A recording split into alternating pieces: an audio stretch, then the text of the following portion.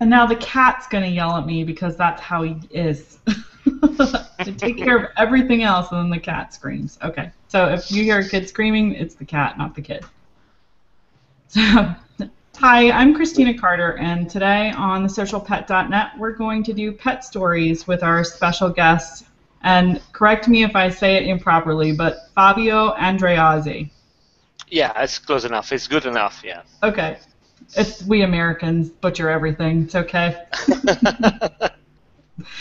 So, Yeah. today we're going to share a few pet stories with our friend Fabio, and he is a lifelong dog person, and we're going to hear from him just what that relationship has meant over the years and what it means today. So tell us a little bit about how the dogs ended up in your as part of your life, Fabio. Well, as far as I can remember, I've always had dogs ever since I was a small kid living with my parents. The first dog actually that I remember was a bobtail, and I was really young. I mean, I think I was 7 or 8. So I got that's the my biggest memory, and and as I think it happens with all the kids. I had the idea, that the bobtail was a huge breed. I mean, it was massive. It was just because I was little. So I remember seeing a bobtail, when I was, 15, 16. I said, oh, that's not a big dog at all. I mean, I remember it was an elephant. So yeah, but that was my first dog. And after that, while I was living with my parents, we always had dog, not as big as bobtails. There were always, mixed dogs, but, small to little dogs and stuff like that, even if we live in the country. And a bobtail, I'm going to interrupt you for a second, but a bobtail for us here in the U.S., we usually call them Old English sheepdogs, right? Yeah. Is that about what it is? Okay. Yeah. It's the white and black dog that you cannot really figure out where is the head and the tail. It's that kind of dog. So, they're fluffy. Yeah, they're really fluffy. Yeah, they're fluffy when they're clean, but yeah, I bet not so fluffy when they're not. No. Then when I got married, now my wife, she has always had dogs too, but she had always had German Shepherds. So because when we got married, we have quite a large house with a big garden outside. You say, okay, we gotta get a dog, and we had a breeder which used to live not far from where I live now, and he was into German Shepherds. So well, to make it short, we went there and said, okay, we're gonna get German Shepherd. So we got one, beautiful female. Because when we had one dog, now we have two. We have almost have two dogs, but if you have one, it's always a female. And so we had this first dog. Her name was Maya, and she was a beautiful dog. Unfortunately, she passed away while we were on vacation. She just ran out of the gate. Yeah, she probably got stuck by a car. I don't know. We were in Italy at the time. So that was, a big deal. But just to give you a rough idea, the breeder saw the dog every morning because it was literally passing in front of our house to go to the kennel. So we went to him and say, no, we got to have another dog because Maya unfortunately died, this and that.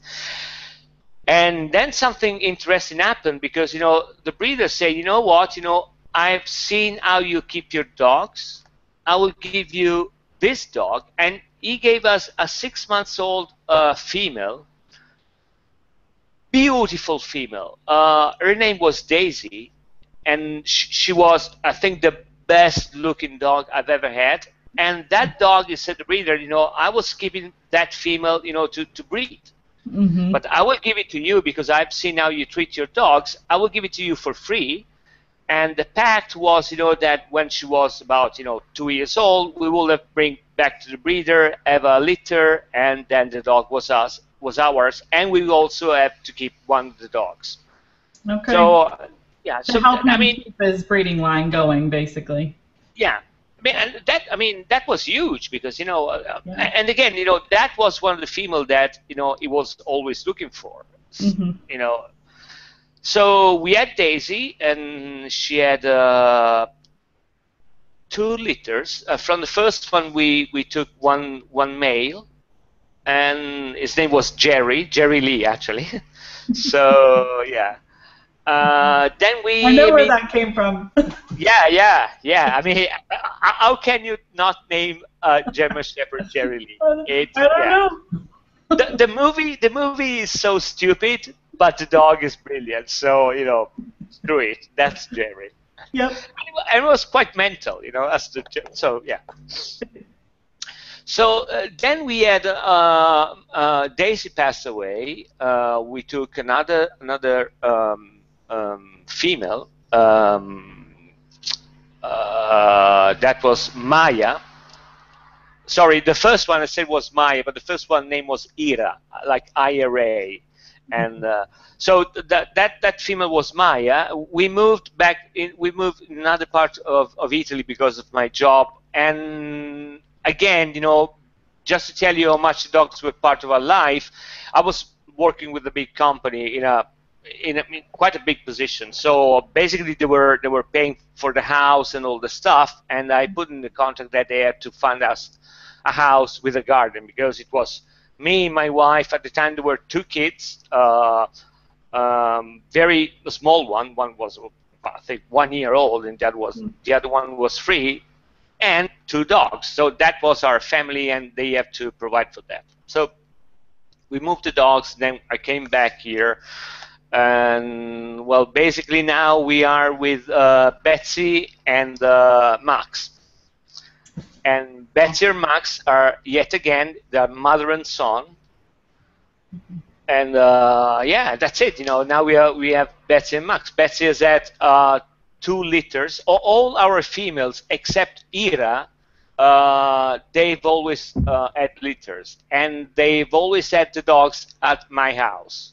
We had a a place outside in the garden, that we set it up, with the red lamp, we close it down. So they always had their dogs there, and they always, grew the dogs there. So yeah. That's got to be a fun experience, seeing all the puppies come and be born and raising them. Probably not so much the barking phase, but Yeah, I mean, they don't bark a lot. I mean, when they're really young, I mean, I'm talking about 3 months. They're not really that noisy. yeah. They start barking a little bit later, and then it's great.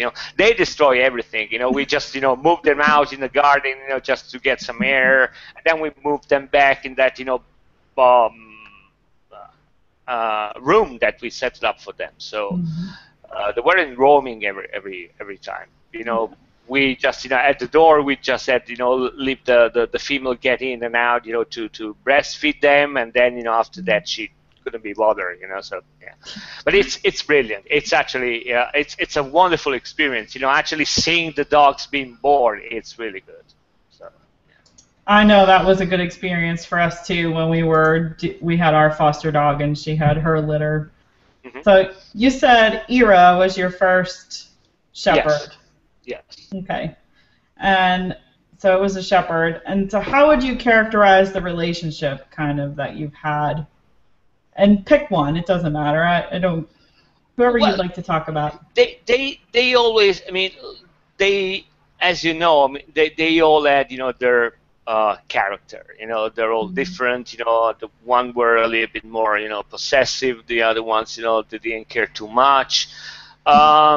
I think one of the good things is that having 2 dogs, they don't get too much stressed out when you go outside, stuff like that, because they keep company to each other. So that was one thing. We always said all our dogs, besides the fact that they're different characters, they've always been quite balanced dogs, because of that. We have never trained our dogs, as guard dogs, or we didn't even train them, for the usual tricks like throw the ball and they retrieve that. I mean, there was some which were better at doing that. But for example, Max, he will go after the stick. He will never bring you back the stick ever. That's your dog. He couldn't be bothered by that. I mean, that's okay. I mean, you'll find another stick. Yeah.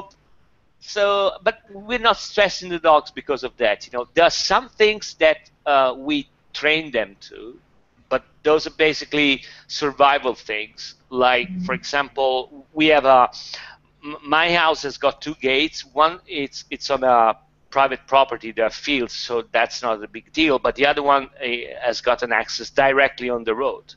And it's a very busy road. So one thing that we did with all the dogs, and we started with the first one. So okay, that's a good training way. So I basically open the gate, I go outside, I call the dog, and the dog comes. And the moment he puts his paws outside, the gate, I've got like a newspaper, and I bash him with the newspaper. It doesn't hurt him at all, but the noise scares him, So he's puzzled, and he gets back, and then I call him again, and he comes, and I bash him.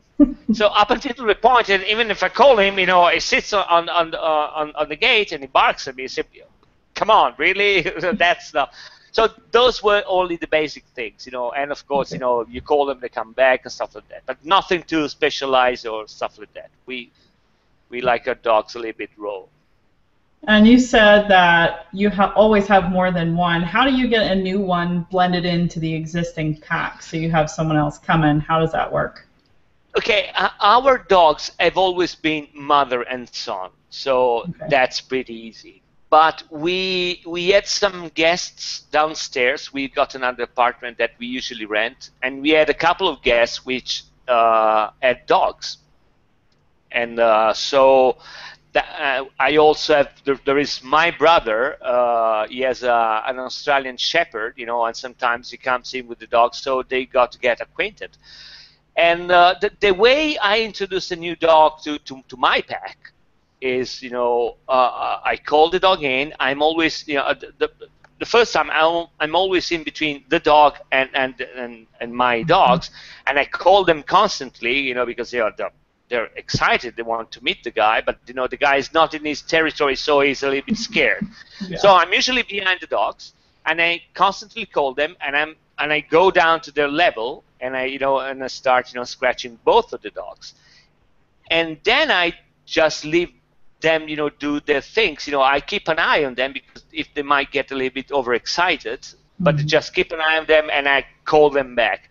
I never had fights, doing like that. And again, one of the dogs which came into the pack was a pit bull, and another one is an Australian Shepherd, and they're pretty hectic dogs. They're really active. So it wasn't easy, but once they understand they're part of the pack, if I pet them, I give them my smell, they understand. Okay, that's pretty good. So there are no big problems. And funnily enough, that's about the same thing that I did when my kids were born, because it's exactly the same thing, Kids and dogs, yep, pretty close. The first thing I did, when my wife came back from the hospital literally with the baby, I opened the door of my house, because they don't get in unless I call them, and I broke the kid at their level and let them sniff the baby. They recognize the scent and say, okay, that's really young. They lick him a little bit, and that's it. Yeah. So yeah.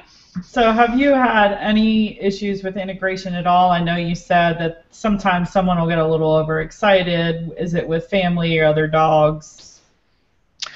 The main problem is that, again, and I've noticed that, I know that for a fact, if you have 2 dogs, they're way more balanced. So their attitude toward a new dog is more predictable, because they really act like a pack, like dogs. The main problem, you have with the other dogs. Yeah. They're mostly single ones. They have no idea how to behave with other dogs. So they make mistakes, Mm-hmm. and my dogs correct them. Because one is a big male, the other one, she's a female. She's been a mother, so she knows how to correct the puppies. So they correct him, and there might be some biting, some stuff like that, but it's never too vicious. If it has happened, a couple of times with the pit bull that she kind of attacked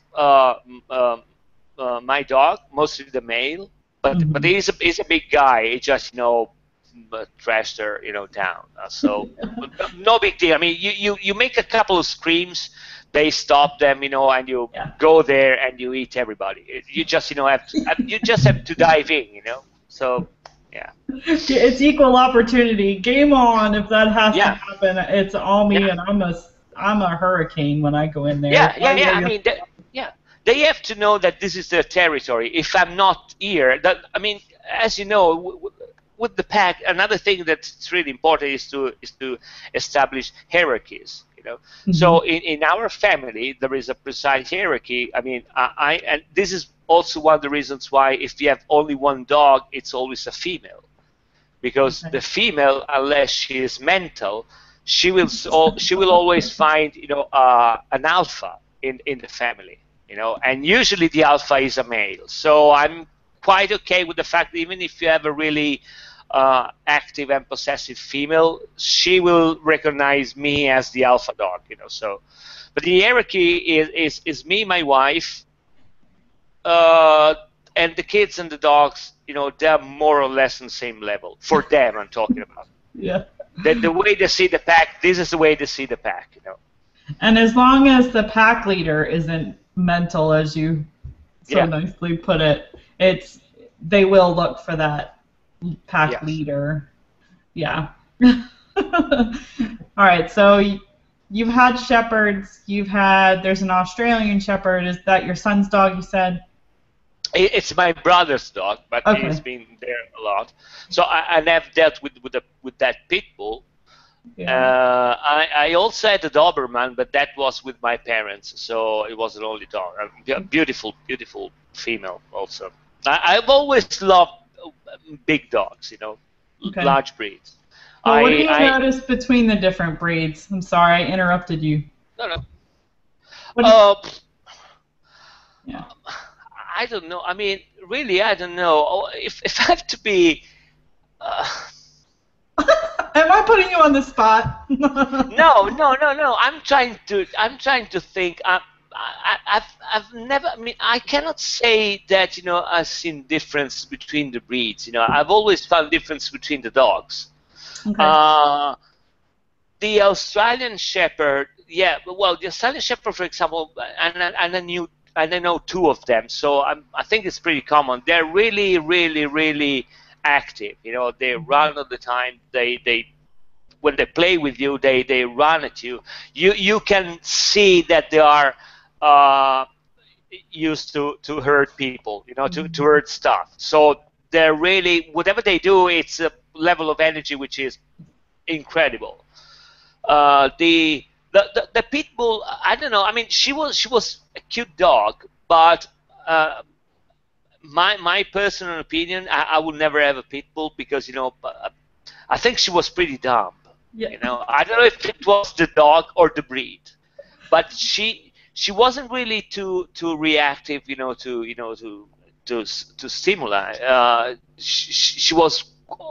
Well, but I think that has a lot to do with the guy which owned the dog.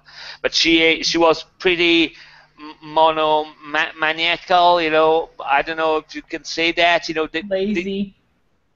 Yeah, they always one thing in their mind, and it's one thing, and then they change when it's one thing. They're not really wide, and you can say they're really brilliant, in that sense. Yeah.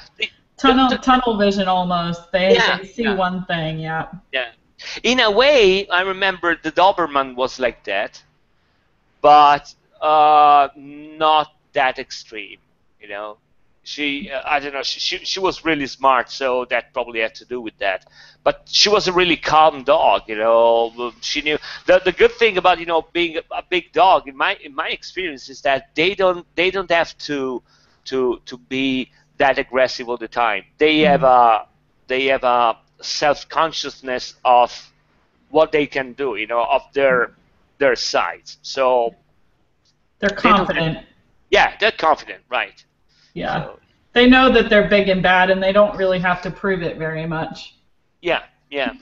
No, exactly. Yeah. That's true. That's true. And Um, that's funny. There is a. Sorry to interrupt you, but there is a nice story about that. That it happened once, and one of my kids, I think it was about 1 year old, and mhm. so my wife just let the kid outside in the garden in the trolley. Is it how do you call it, the stroller? Okay. And she just went out to get some stuff. There is a shop nearby, and she was waiting for a kid to have. She's a math teacher, and she also make private lessons. So I'll try to make it short. This kid comes in. He rings the bell. But it rings the wrong bell, so the guy downstairs opens the gate, and at the time it was an electric gate. So the guy comes in, and that's the situation. The kid comes in. He has been to this house, more than once, but he's not part of the family. He comes in, and he finds in front of him there is the stroller with the kid, and at the time I think it was Daisy, that she was sitting by the stroller, sitting. She was doing nothing at all, and she watched the kid. So the kid stops because my wife wasn't coming; she was outside. The gate closes, so now this kid he has a closed gate at the back, the stroller, and the dog, which is doing nothing at all. Is just watching. He's not moving. Yeah. Nobody's moving. After a couple of minutes, my wife comes in, and she just the moment my wife comes in, Daisy, she just stands up and she goes away. Yeah. So she wasn't barking. She wasn't doing nothing. You say, yeah, watch out, goes. It's too cool how dogs can read situations and know what's okay and what's not, and what's normal and what's not, and just she wasn't intimidating that kid. She was just going like, wait a minute, I'm gonna watch you because this isn't normal. Yeah. And there is the kid here. So we have the puppy of the pack, So. Yeah. No, I know they are very protective. I know that I have a Belgian Tervuren, and he gets protective of his family as well. So he's teaching the border collie, which is great, to bark at everybody and everything. Isn't that wonderful? Yeah. Now you said several dogs over the years, and it obviously, if we have pets, we're gonna lose them at some point. I mean, do you have any advice for those of us who might struggle with saying goodbye?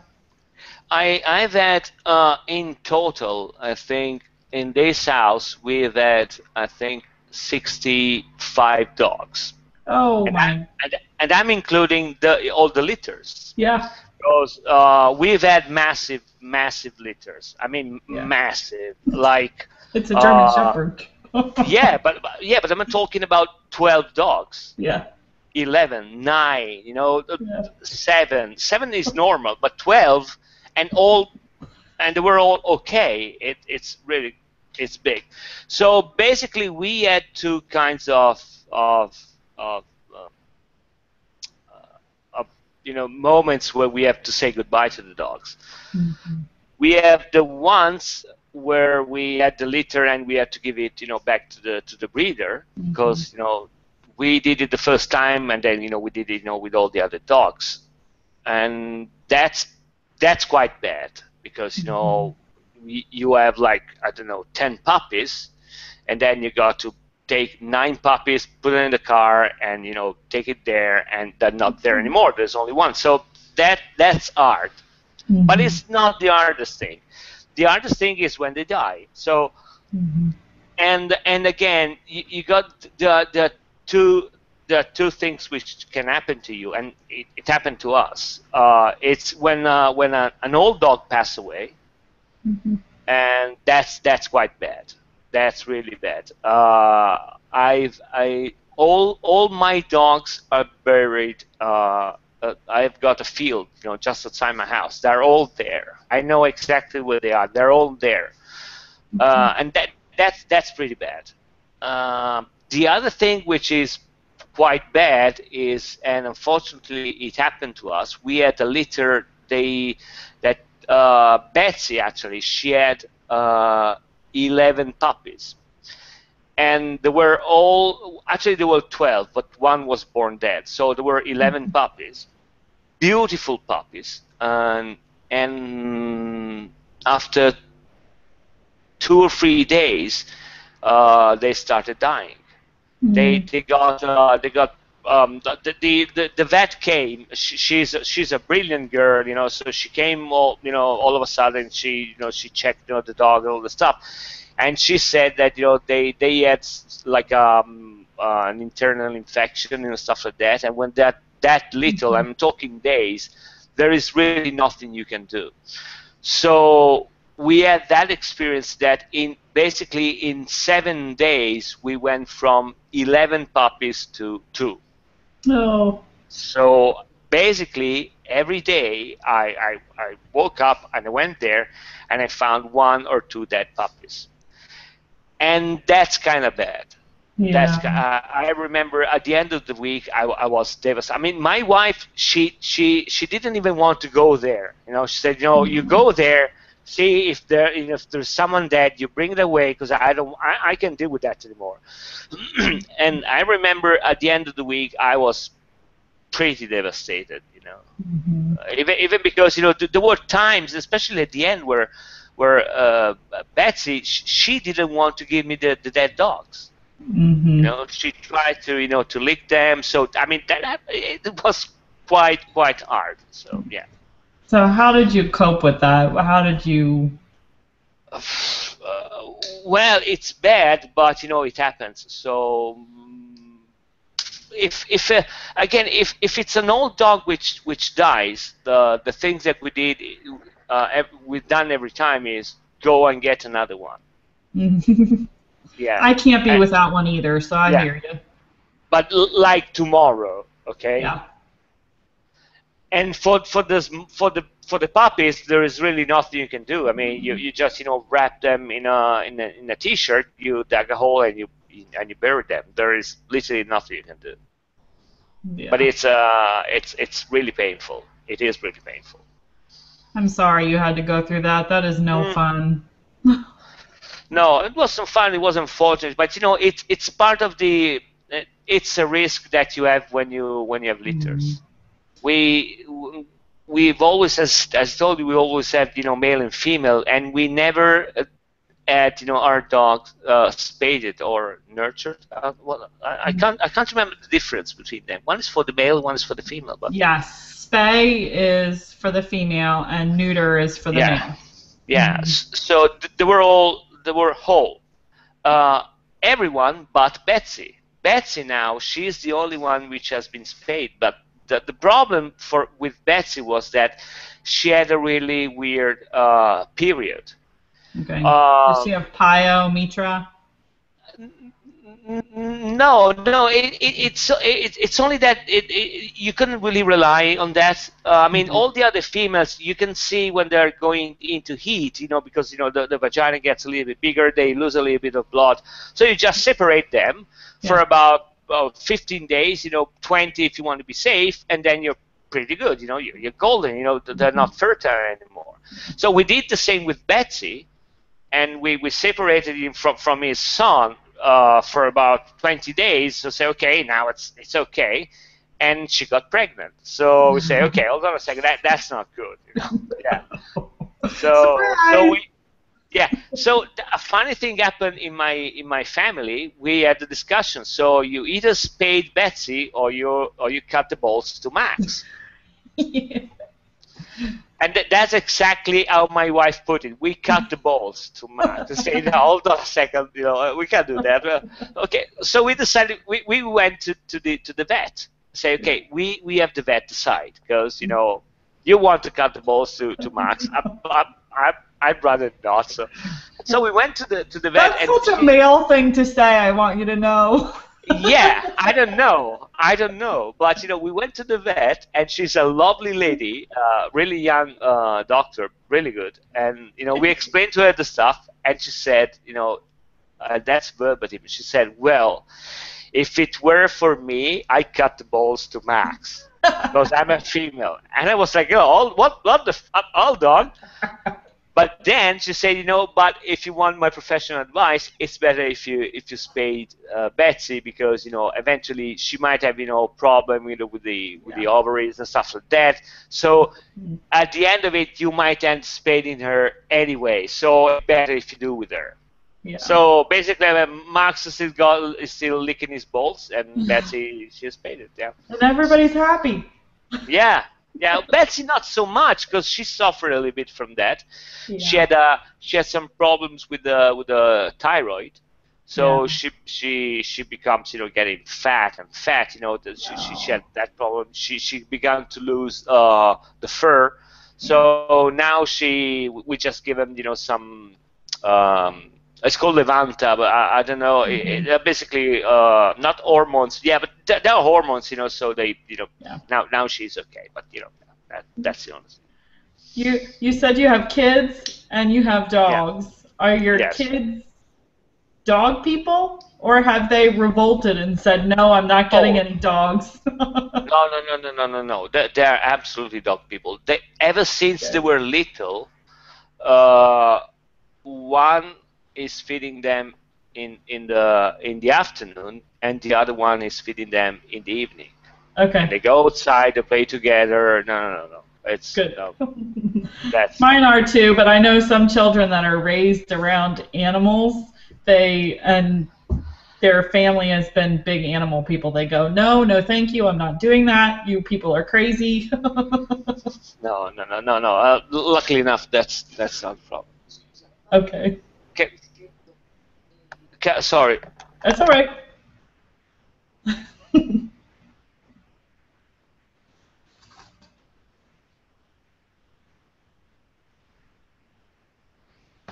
There you go. Sorry about that. That's all right. Hey, we have families. Yeah. So, what have you learned over the years? What are some of the big lessons, and do you have any advice for anyone interested in a shepherd? I don't know. I mean, it's they're really part of the family for me. So there isn't really a lesson. I find the shepherds, the German shepherds, to be quite interesting as a breed. Mhm. Mostly because they're not. I mean, they're not the best at anything really. They're not the best guard dogs. They're not the best, retrieval dogs. They're not the best, in the family. They're not the best at anything, but they're the second best at everything. Mhm. So they're really, it's a good all-around dog. Yeah. They're smart. They're intuitive. The patient.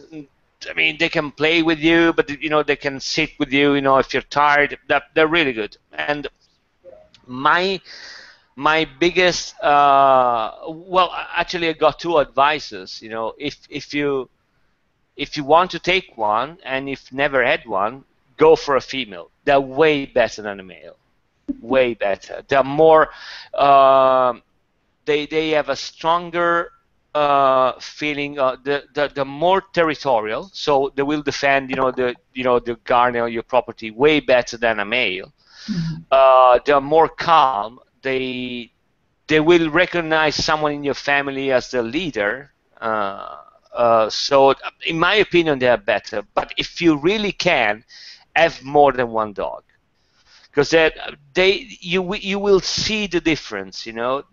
They get more balanced. They live together. They do things together. When you go away outside and you go back, it's not there, waiting for you, like, the hair is missing. uh they're really, it's really way better. So So, have a pack. yes, have a pack. Yeah, they're pack animals. And so. They are, and we have. I think we'll always have more than one as well, just because of that. Yeah. They fare much better. So, do you have a Yeah. favorite story that stands out to you besides the baby stroller? Well, I mean, I've got a lot of stories. There is one. It's very The first, entertaining, by the way. the first female Ira, I had a couple of stories with her, for no reason at all, and we never understood why. She couldn't stand uniforms, and especially she couldn't stand trousers with a stripe on the side.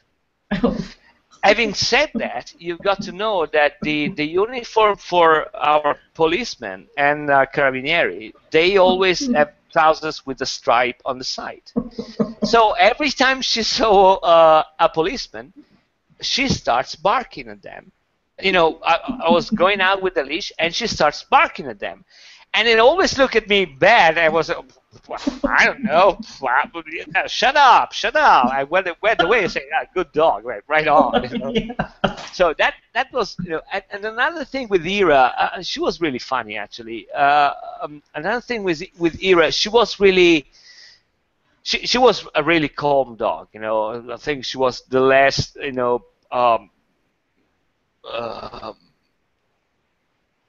vital, the less, of all the dogs that they had.